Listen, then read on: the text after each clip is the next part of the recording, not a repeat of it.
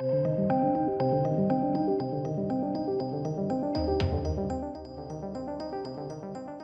ladies and gentlemen, more nonsense from She-Hulk.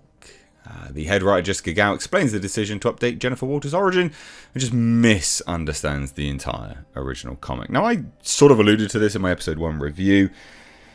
Yeah, they fundamentally just changed the character. The character's not the same person anymore. The comic did show, and also the TV series, the animated one, did show that she had a penchant for men. You know, she liked men in terms of, you know, being sort of sassy and sexy around guys. But she, and yeah, sure, she objectified men, but she didn't hate men. And episode 1 definitely showed an element of misandry from this new Jennifer Walters character. And this is because the writers, Jessica Gao, they're writing from a perspective of feminism. And current, you know, modern day feminism is misandry. You know, it's very rare that women will call themselves a feminist because they try to disassociate themselves from that movement of just man-hating.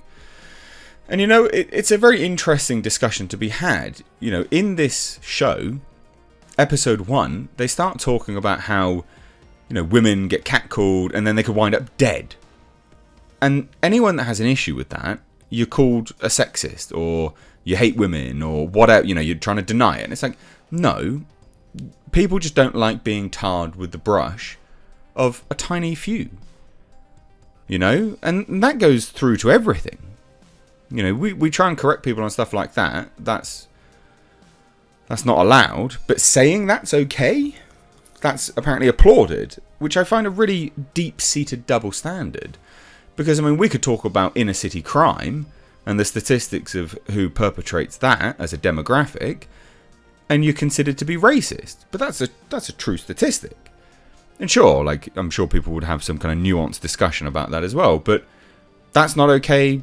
But to say women get murdered by men all the time, or at least hint that that's the case, that's okay? I mean, what kind of world are we living in when this is the case, right? It's just baffling to me.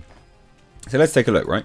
In yet another example of the fact that Marvel Studios has long since stopped caring what, the source material is, She-Hulk attorney at law head writer Jessica Gao has revealed that, She-Hulk's origin story was altered for the Disney Plus series because she herself fundamentally misunderstood the character's original comic book introduction. I mean, this is all damage control, by the way. So, I mean, this is the origin, right? This is the origin. So, written by Stan Lee, Savage She-Hulk #1, Jennifer Walters gained her powers after being shot by a hitman who sought to prevent her from serving as a defense attorney for a small-time crook whose boss had framed them for murder. Unable to find any immediate medical assistant and aware that his cousin has already lost a staggering amount of blood, Bruce Banner makes the executive decision to perform an emergency blood transfusion between himself and Jen, saving her life at the cost of imbuing her with her own set of Hulk powers. So, Marvel Cinematic Universe, Jen's simplified origin sees her gain her abilities thanks to a single drop of Bruce Banner's blood splashing into one of her open wounds as she saves her cousin. So, she saves the day. Nonsense. Now, many fans confused as to why She-Hulk's writer's room would swap Jen's harrowing original backstory for her new Bruce Banner less an MCU canon-breaking origin. This is the explanation. So Gao revealed to Gizmodo that the change was developed starting with a single edit from Marvel leadership. Well, edict, from Marvel leadership. So here's what she says, and this is why she just doesn't understand, and is clearly definitely the wrong person for the job. First, the head honchos at Marvel specifically didn't want it to be the mob hit. Why? It just didn't feel like it fit with everything. Why? Of course it fits. Of course that fits. On a more personal level, Gao would then say she supported the origin change because, and this is where we get that, stuff come through. For me, having watched this Bruce Banner, this Hulk, through all the years and all the different MCU movies, it just felt like we saw him be really tortured by this. This was not a gift, she argued. He really saw it as a curse. It forced him to not have any relationships. He spent several years really, really tortured by it and not viewing it as a good thing. And it took him that long to get to a place where he can just accept it and learn to live with it. So to me, it didn't make sense for that guy to then willingly give this curse to somebody that he cares about. His cousin, who he really loves.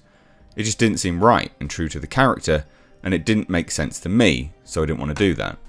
But that's the point, the conflicted element. What? The fact that he has to do it. From a practical angle, we just needed to be able to start the origin story very quickly. So, reasons. I didn't want to have to spend half an hour setting something up. So, laziness. Shitty writing skills. If you do a mob hit, it's like, well, then why? What happened? Let's get to the meat of everything. But that's really easy to explain. You spent ages setting up a nonsense opening, and again, further nonsense by the character rambling that she gets catcalled and she winds up dead. But you feel like it's wasted time setting up a mob hit? I mean, she's a lawyer. It's pretty easy to do. Oh, this is a really high-stake case. Jenna, you all right? You know, the police, blah, blah, blah. Ah, ba-bang. I mean, it's fucking easy. What's wrong with you? And also the nature of making an accident takes a lot of the pressure of the guilt that Bruce would feel having given this to Jennifer. Because in the show, we really see how she struggles with it and how she also, like him, doesn't really view it as a gift at first. So, well, I mean, she does, like, within about 10 minutes. So I think that would really change their dynamic if he was completely responsible and that he made the choice for her. Again, that's kind of the point to a certain degree. But also, it's that Jennifer in the comic reassured Bruce that it was a gift. That was the element of it. Just ridiculous. Like, again, you could easily do that. You could easily do that. It's really not that difficult to do the original origin. It's really easy. Actually, really, really easy. Why? So, they get called out for not doing it, and this is their excuse? You fundamentally don't understand what you're writing about. Like, you've got no idea. Just utter nonsense. What a shame. Like, but again, like I said, this is because, you know, writers are writing from that perspective. What do you expect? That's going to be the case. Now, it'll be interesting to see where this goes, because I can't see there being that much character development for She-Hulk. I mean, she masters everything really, really quickly. So, it'll be interesting to see whether they just develop the show as a whole and the world around her, or she goes on a personal journey, because she's already accepted it. She's happy.